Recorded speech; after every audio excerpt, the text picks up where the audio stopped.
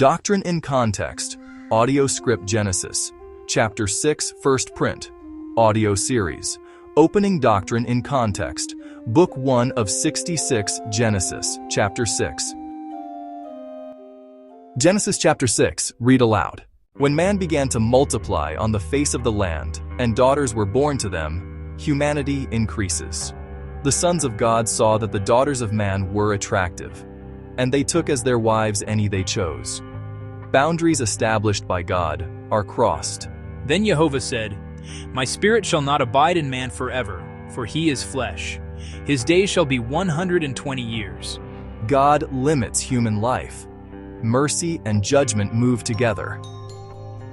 The Nephilim were on the earth in those days, and also afterward.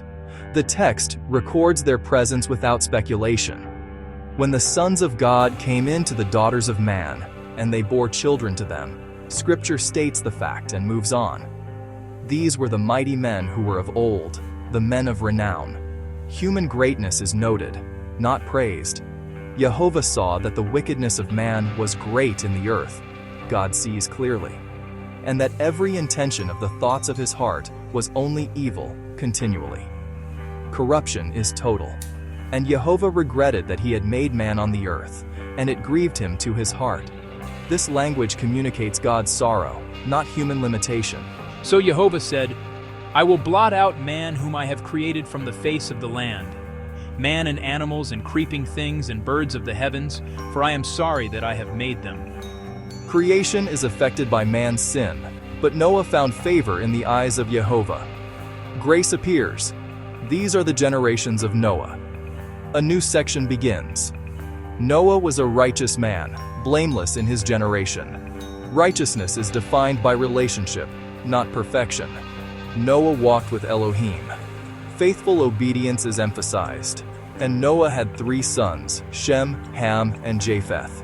God preserves a family. Now the earth was corrupt in God's sight, and the earth was filled with violence. The condition of the world is repeated. And God saw the earth, and behold, it was corrupt, for all flesh had corrupted their way on the earth. God's judgment is just.